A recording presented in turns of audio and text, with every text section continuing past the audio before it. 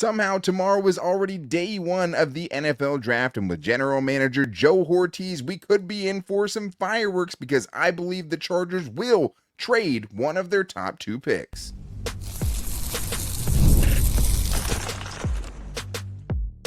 You are Locked On Chargers, your daily podcast on the Los Angeles Chargers. Part of the Locked On Podcast Network, your team every day. What is up, and welcome into the Locked On Chargers podcast. I'm your host, Daniel Wade, joined as always by my co-host, David Drogemeyer, and we've been covering the Chargers now for 9 seasons together, but this is our 7th year as the host of the Locked On Chargers podcast, bringing you your team every day. Thank you to the everydayers out there for making us your first listen. To make sure that you never miss the show, go subscribe or follow for free on the Locked On Chargers YouTube channel and listen wherever you get your podcast from. David, what do we got today? Daniel, where did the time go? I can't believe it. The NFL draft is already upon us, and Joe Hortiz has already shown if he's presented with the right deal, he absolutely will pull the trigger to go get a player that he covets. So we're going to talk about the possibility of him making a trade. Also, triple dipping at a position group. Could that really happen? Well, with the Chargers having 10 picks, that definitely is something that is a reality. They do have some positions they could add some depth to. And will the Chargers take a running back early on day one or day two? Man, that's such a tough one because you don't want to see them continue to just only spend day 3 picks on running backs. Yet, we did our mock, and we didn't have a running back in the first 3 rounds because of the needs that they have. But today's episode is brought to you by FanDuel. Right now, new customers can get $250 in bonus bets when your first $5 bet wins, and it is Buy or Sell Wednesday, getting into the biggest Charger storylines and overreactions. And one of the ones I wanted to start with was Chris Saiz, one of the best, question askers that we have from Twitter, who says, buy or sell, the Chargers don't pick at neither 22 or 25 or 55, which is both of their first 2 picks. So I would sell it. I do agree that the Chargers will be active, but this is what I'm buying. I'm buying that the Chargers will make a trade on day 1 or 2, and that they won't be picking at one of those 2 spots, either trading up for someone or trading back. They could trade up in the second round, or they could trade back in the first round. I think those are both options, and I think that if I had to buy or sell one of them, I would buy that the Chargers might not be picking in the slots that they currently are. Yeah, I think that's where I'm at as well. I think with Joe Hortiz, he's already shown a penchant to be able to make a move if he feels compelled to do that. And I think for me, more realistically, I think it's, the Chargers trading back possibly in the first round. I think that's where I'm at because I feel like there's a very strong possibility that the top tight ends that you want could be gone. The top wide receivers that you want could be gone. The top defensive linemen that you have a first round grade on might be gone, right? All of those things are legitimate possibilities. And so I feel like this is something where they could trade, fall back a few picks maybe and still pick up an extra pick where they feel like they can still grab a good player, maybe slotted more at a value that they're comfortable with. Yeah, well, and the crazy thing is there's real precedent about the Ravens specifically in the 22nd overall pick because they've had the 22nd overall pick 3 times since 2018, which is crazy. If there's anyone that's experienced at taking someone at 22 or finding out what to do with the 22nd overall pick, it's Joe Hortiz and the people that were in that Ravens front office. This is true. In those 4 times, well, really, so 3 times they've been 22nd overall. They've also been 23rd overall in one other season. So out of those 3 years where they were picking, or 4 years they were picking either 22nd or 23rd, they traded back 3 times, and the other time they stuck with the 22nd pick and they took Zay Flowers. So what that tells me is they would potentially be amenable to trading back. And if they are going to stay, it's because they really believe in the player that's there. And that one has worked out for them so far. But let's get to this buy or sell here from Action Dan, who says, buy or sell, the Chargers will use one of their 6th-round picks to trade up in rounds 2 or 3. I'm buying it. Day 2 should be very interesting. David, we're buying or selling that? I've always said all along, pretty much ever since the comp picks were released, knowing that the Chargers were going to have 4 6th-round picks, that there was no way that they were going to be making 4 selections in the 6th round. I always saw that as draft compensation. to be able to get a deal done. So I am going to buy it. I do feel like they are going to make a trade, and I feel like that second or third round could be, where they have that sweet spot where they try to package one or two of those 6th-round picks to be able to go get a player that's on the board that they just don't expect to be there and had to have. Yeah, well, and that's the thing. That will continue to be part of the conversation too. Is just there is a chance, and we've seen some kind of mocks that have fallen away where it's like, man, all of the favorite players that we had there aren't there, which means that, what it could mean is them trying to manufacture a way to get some guys that they like in round 2 and round 3. And I mean, there was a great clip that was on the Chargers social media today about how the Ladd McConkey thing came together. Really Buy or cool. sell. Jim Harbaugh has a little bit more control over maybe what they're doing in the draft than maybe we thought.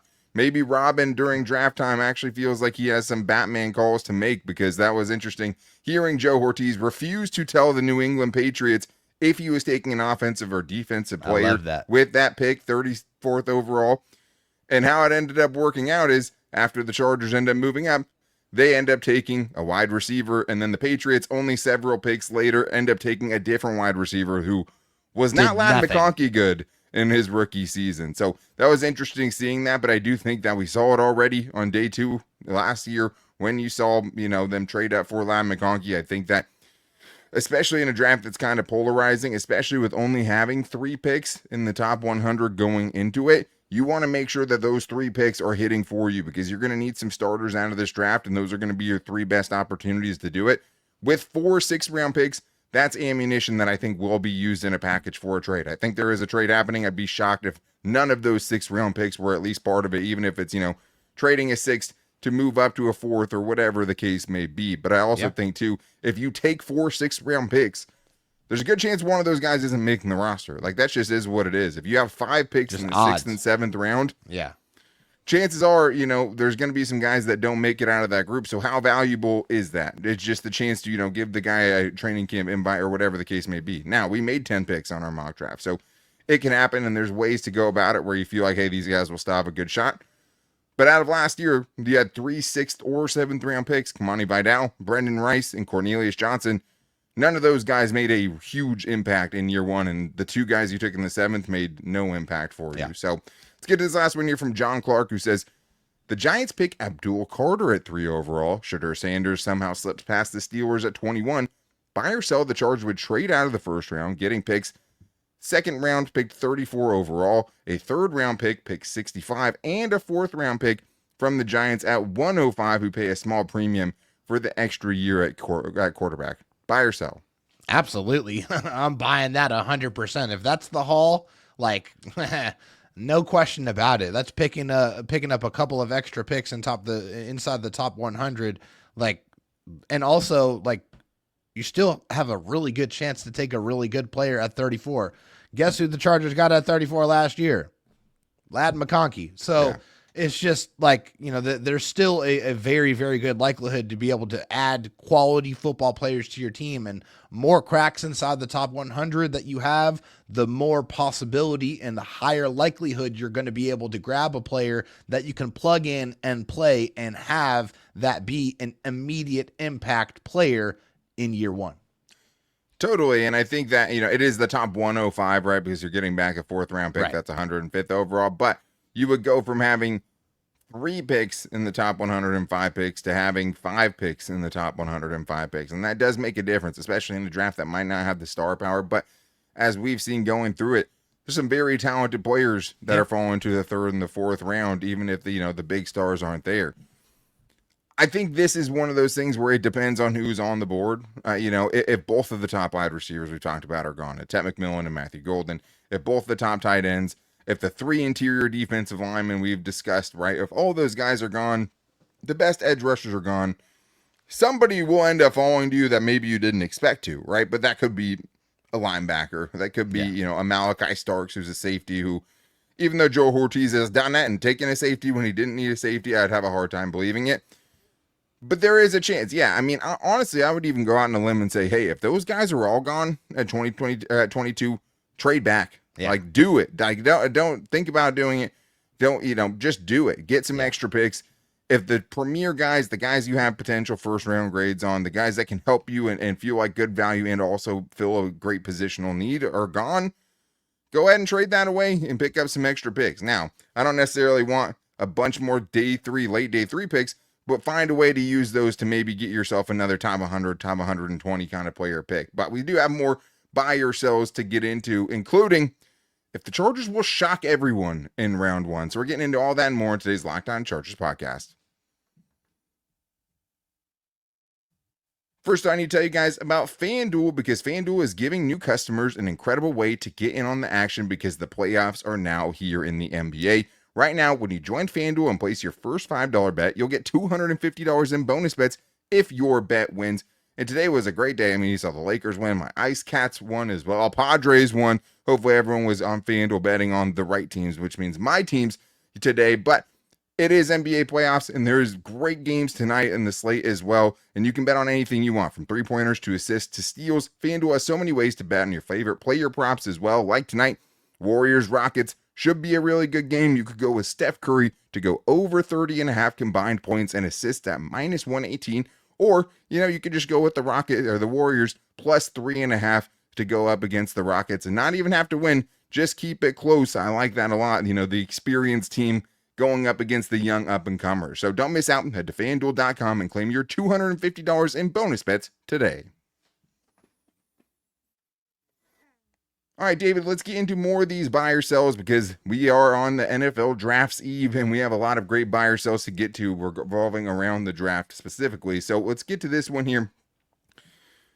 We have from someone who should have been calling into the, the jungle of the Jim Rome show, a true throwback radio caller name. We're going to go right now to somebody, David, when we saw the name, we were like, okay, well, this guy just gets in on name alone. Thankfully, he asked, or had a very good buy or sell to give us to. But once we saw that, Blind Al in SoCal is going to be calling in, you go to Blind Al in SoCal. Hey, fellas, this is Blind Al in SoCal. And my buy or sell is this.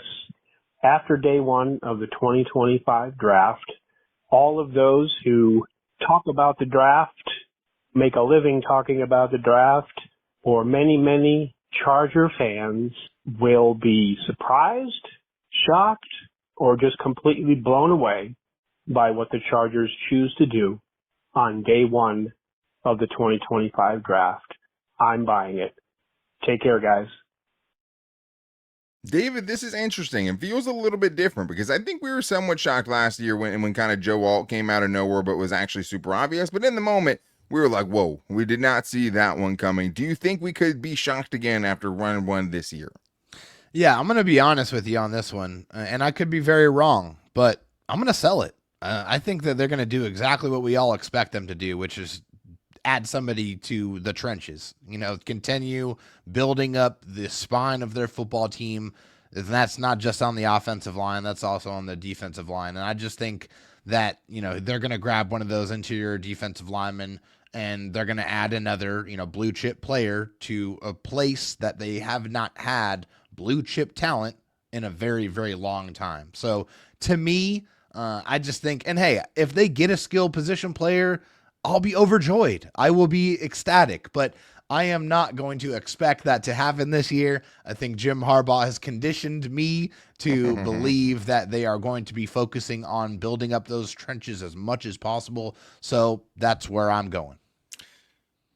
Yeah, I think I would sell it too. I don't think it necessarily has to be in the trenches, but I think the point would be also if they took a receiving option, it also wouldn't shock me, because they have a huge need, and that is one of the things that killed their season last year. So taking a wide receiver, taking a tight end, taking one of the guys we want them to take wouldn't be super shocking. If they reached a little bit for a Gray Zabel or a Tyler Booker, it wouldn't be shocking. None of those things would shock me. Now, the other part of it is, if there is a shocking move, it might not be a good move, right? Because in order to shock me, you'd have to take someone that's pretty much completely off of my radar.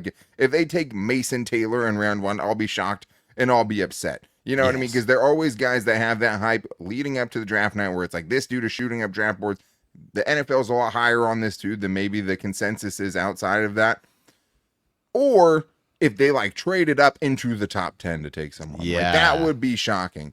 I would also be surprised, maybe borderline shocked, if they moved either of their day 2 picks, their day 2, their second round or their third round picks, since they only have those 3 picks this year in the top 100. I'd be pretty shocked if Joe Hortiz, who loves his draft picks, was willing to move on from one of those picks to combine it with, their first round pick to get one player. I just don't see that. I don't think this is a draft class that has a guy that you're going up like that for. But those would be the ways I could be shocked. And I don't think those are necessarily going to happen. But hey, something shocking can't happen if you think it's going to happen, right? So I guess maybe that's the point. But let's get to 80 as Woku here, who says, buy or sell, the Chargers will choose at least 3 receivers, either wide receivers or tight ends, in this draft class. David, you would say, okay, well, this is an obvious sell. Just off the top reading the question, then you're like, oh, wait, the Chargers took 3 wide receivers last year. So we can't totally write it off. Are you buying or selling the Chargers get 3 receiving options for Justin Herbert in this draft class? I think when you look at this question, you got to look at what they've done in free agency that leading up to the draft. And Sure. So, you see them bringing back Mike Williams, who we all know what that connection is. They also brought in Tyler Conklin, who is a veteran pass catching tight end who has been very reliable, right? Year over year, every year that he's been in the NFL. And for whatever reason, the Chargers seem to like Jalen Reagor, so they brought him back as well. So Yeah. that's Brendan another Rice thing. is also in there somewhere. Brendan Rice too. is still in the mix, and we'll see if if he's able to get on the field and prove what he is capable of doing. So show some of that potential that we saw in college, but we haven't really seen that yet. I mean, that all remains to be seen going into year 2 for him. But I'm going to sell it. I can see 2 for sure. I can absolutely see 2. But I think past that, I just don't expect it. Not in this draft, not with what they've done leading up to the draft.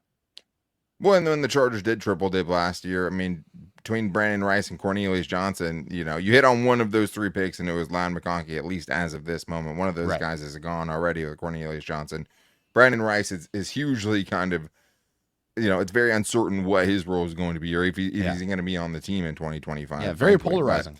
Totally. It does have to do with what you have in those rooms. Like, you have 2 legitimate, league average tight ends with Will Dissly and Tyler Conklin already on your roster.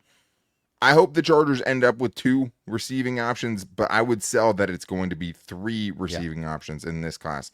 That's not the only triple dipper question we have, though, or buy or sell we have, because we have this one from Tucky Luciano on Instagram, who says, buy or sell, the Chargers triple dip on the defensive line in the draft this year. And David, when we bring up defensive line, we'll go ahead and add interior guys on the defensive line and the defensive edge and / edge rushers / outside linebackers into this conversation too. Are you buying or selling it? Yeah, I think if it was just about the defensive line, I would sell it because, they brought in Deshaun Hand and they brought back Tierre Tart and they brought in Naquan Jones. Be just a lot of guys. So, yeah, there's already quite a bit of bodies already in the interior of that defensive line, not to mention Justin Boygby and Scott Matlock, right? There's several guys. And even Tito Obonia. There's several guys already in that room.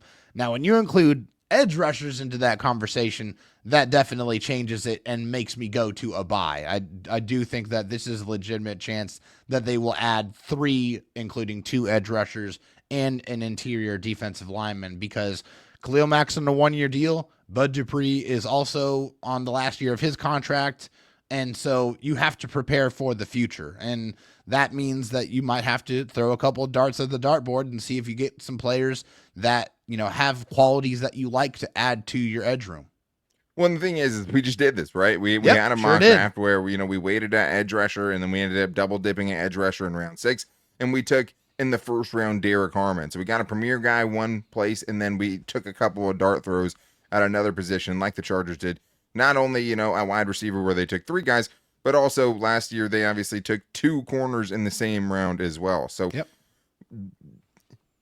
there's no kind of consensus on if the Chargers, will or will not take 2 guys at any position. They've shown you they will do it.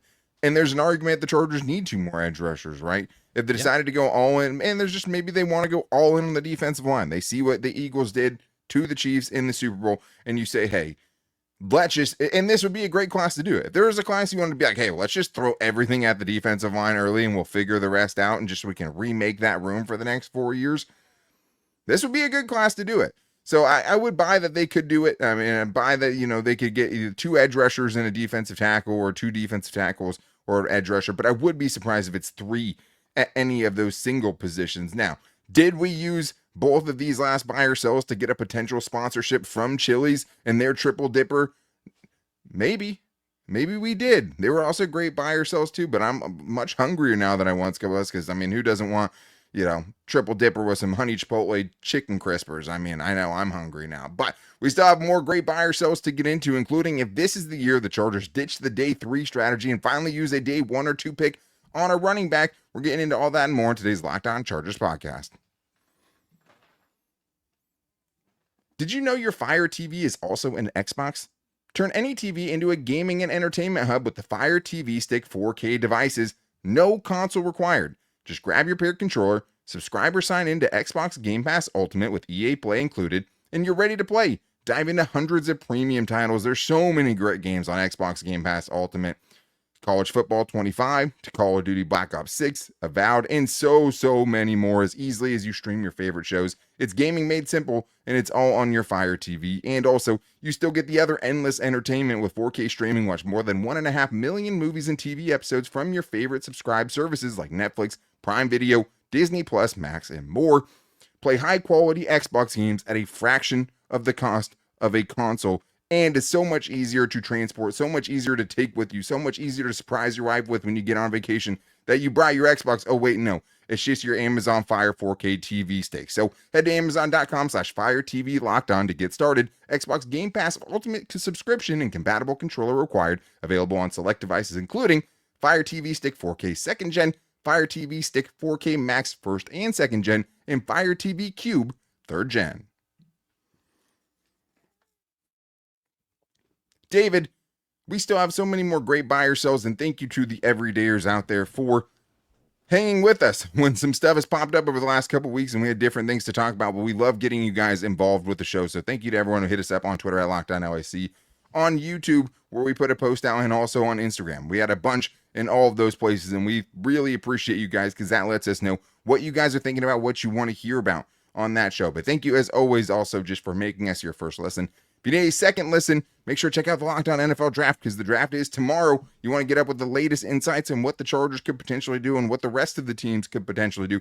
Make sure to check out our guys Keith Sanchez and Damian Parson on YouTube and wherever you get your podcasts from.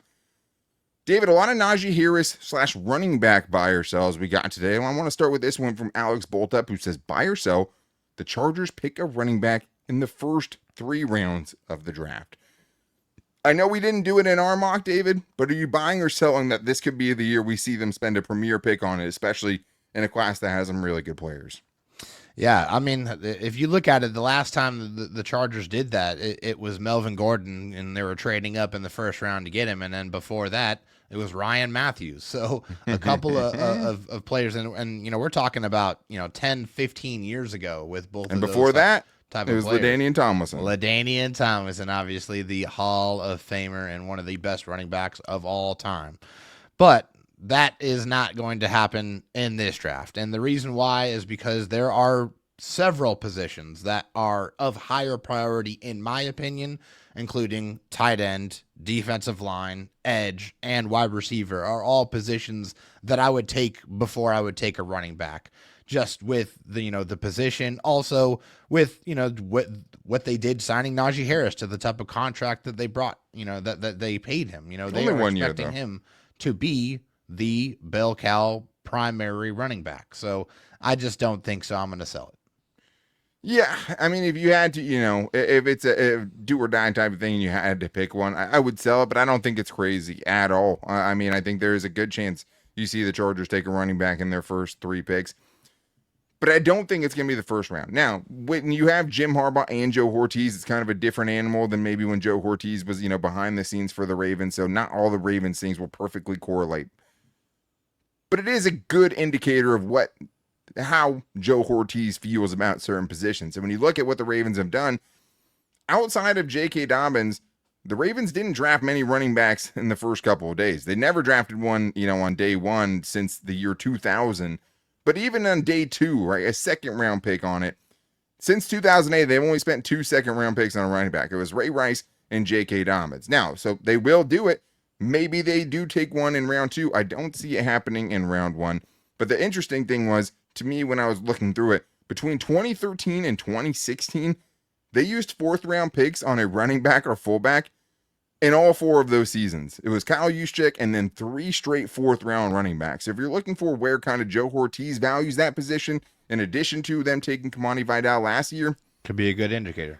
Seems like they might wait again until day 3, but this is, an interesting and really good class of running backs, and there are going to be some guys that I'm sure are going to be tempting, even if running back's not the biggest issue, because you're talking about a guy that could be the guy, maybe not this year, but maybe the 3 years after that when Najee Harris's contract runs out. But that leads us to Beyond Eons, who says buy or sell Najee Harris will be RB2 for the Chargers by the end of the season behind a rookie running back. I think this has a lot to do with where they end up taking a running back, and since you don't think they're taking one in rounds 1 through 3, David, guessing you're going to sell this one. Yeah, 100% I'm going to sell it. Also, because Najee Harris has never been an RB2. That's just not who he is. He's a volume carry runner, 255 plus carries, 1,000 plus rushing yards, and 7 plus touchdowns every single season he's been in the NFL. So he beats you up with physicality. That's exactly what Jim Harbaugh wants to do.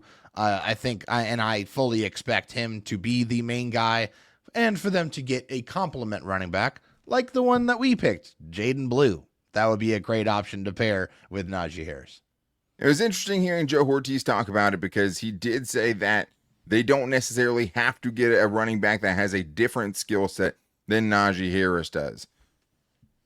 And maybe he's telling the truth, and he could just be saying exactly what he wants you to think, because maybe that is the plan to find a complement to Najee Harris. But the problem is with a 1-year contract, you don't know that you're not going to take a guy that could be the Najee Harris for you for the next several seasons. This is true. And not just have it. I'm going to sell it because even in like the case of Jahmyr Gibbs, when they took him in the Lions, right? Like David Montgomery was still the main guy, at least for that first year. It doesn't mean that running back can't come in and have such an impressive season that the Chargers don't need to re-sign Najee in 2026. That's very possible. But I do think, and to your point, that they want him to be the bell cow back. I think they could, someone could challenge him for touches and maybe increase the touches. But I think when you get a guy like Najee Harris, to your point, you want to give him the rock and you want him to be able to wear down on defenses throughout a game. Let's get to this next one here from Ezra Mansell, who says, buy or sell, the Chargers won't draft a tight end in the first 3 rounds of the draft. David, you buying or selling this? Yeah, so a little cleanup work. It's 6+ touchdowns. Sorry, you scored 6 touchdowns in 2024 for Najee Harris. But going on to this one here, the Chargers don't like to draft tight ends, like really at all. Going back into their history, they have drafted 4 tight ends in the last 20 years. Scott Chandler in the 4th in 2007. They got Ladarius Green, I believe, also in the 4th round in 2012. Hunter Henry in 2016, and then the latest draft pick, Trey McKitty, in the 3rd round, which was just grossly overdrafted. I mean, that one was a really, really bad pick in my opinion. But I feel like they have to break the cycle. Like they got to break the cycle, especially not only just the tight ends that they brought in, but the one-off years of bringing in tight ends as well, whether it's the Jared Cooks or, the guys that just weren't able to kind of stay around. They've kind of just tried to stopgap that year over year. It's the time now to get a tight end to pair with Justin Herbert to have a long-term option there for the foreseeable future. Yeah, and I hope they do it. And part of your stat that you gave there also too is the Antonio Gates effect, right? Like you're not going to be drafting tight ends when you have someone like that on the roster. But did you mention Hunter Henry? Yes. Because I mean that's the one where you could look at and say 2016. They spent a day 2 pick on it, right? And that was the last time, and it seemed to work out for them for the most part. Yeah, he's a quality player. But he's been a solid player. I'm going to buy this with a caveat. I think that if the Chargers add a receiver in round 1 or 2, I could see them waiting to take a tight end until later in the draft. I do believe that there could be a big drop-off, after some of the guys we talked about at that position, but there are some guys to like later, and I do think that they did pick up Tyler Conklin, so they don't necessarily need a tight end to be an impact player for you in year 1. So if they end up taking a different receiver, a receiver, and upgrade their firepower that way in the first couple rounds, I could see them not taking a tight end in the top 3 rounds. But David doesn't want to live in that world. Let's get this next one here from Brett Austin, who says, buy or sell. The Chargers will have some sort of player involved in a trade in the draft. Given the amount of needs they have and only so many picks to fill them, tight end, edge, wide receiver come to mind. I can see this potentially happening. It's something we've kind of talked on and off about, and I think, David, for you especially, it's like, hey, well, maybe if you don't get a tight end in the first few rounds, you just punt on it and use maybe one of those day 3 picks to go get a Mark Andrews and just be like, hey, now we get this guy, we get a 1-year trial, and then have a chance to potentially re-sign him after that if everything works out. Absolutely. I mean, the draft, there are trades that happen involving players in the draft all the time. It's one of those things where you just don't know how the draft is going to unfold. You may have a plan going into it, and you might be 4 or 5 picks into it and be like, oh man, like this wasn't exactly how I expected things to go. And you still have time, and for the Chargers, they have ammunition to make something happen. So if it is trading for a Mark Andrews, or if it is going out and getting a Dallas Goddard, which we know is on the trade block even now, I could absolutely see that, and I would fully endorse that if they don't get the player that they want soon enough in the draft. And it does feel like that would be how it would have to go down, right? And if you're looking for why it would happen during the draft, I mean, it would give the chance for the team receiving the picks, and the Ravens in this case, a chance to actually do something with that pick this year. Yeah. We've heard from the Eagles on Dallas Goddard, maybe they don't even need a 2025 pick to move him. That could happen too. But I do think the Chargers, they signed Tyler Conklin, showing kind of they didn't want to give up a pick for a tight end. That's what it felt like, at least when you have those options in Mark Andrews, who it feels like they're very much in play to move on from, and Dallas Goddard, where they're literally dangling him out on a stick saying, please come take him. Yeah. That the Chargers are, wanting to keep that. Now, if the draft falls a certain way, maybe the perspective changes on that. Maybe they don't get a guy they feel like could drop down to them, or they thought would drop down to them. And then it becomes, okay, well, hey, let's need to add to that unit. I do think, though, with Tyler Conklin, Will Dissly, whether you love it or not, it's an improved position, and they might feel like they're good at that room. That being said, there's some guys in this draft class that you'd have to think, hey, that guy has to be an option. That's a really good player. You could set yourself up, at least on the receiving side of things, up for the next 4 seasons, because you only have Tyler Conklin for one of those years. But that's going to wrap up things for today's show. Tomorrow is the 2025 NFL Draft. Make sure you kick off your draft day with us as the only daily Chargers podcast out there, giving you our latest and final prediction on who we think the pick is going to be at 2022, which positions at 22, which positions have to get filled in the first few rounds, maybe some underrated needs as well, but your full draft day primer with us tomorrow morning as you start your day with us as your first listen. But thank you guys for checking out today's show. To make sure you don't miss it, go subscribe or follow for free on the Locked On Chargers YouTube channel and listen wherever you get your podcast from, as well as finding the show every day on all of our social media. You can find us on Twitter at LockedOnLAC, on Instagram at Locked On Chargers, and our Locked On Chargers Facebook page, where we got a ton of buy or sells from you guys today. Thank you to everyone who called into the voicemail line too at 323-524-7924. But David, I'm getting goosies. The draft is almost here. I'm so excited. And not only will you guys get a primer from us tomorrow, you'll get a live show from us Thursday night to react to the pick, if they make a pick on Thursday night, and a bonus show on Friday night where we're going to do a live show talking about the picks they make on day 2 in rounds 2 and 3. So a full week of shows, an extra show for you guys this week, and we can't wait for this draft to happen and for you guys to be back here with us. But until then, take it easy and go Bolts.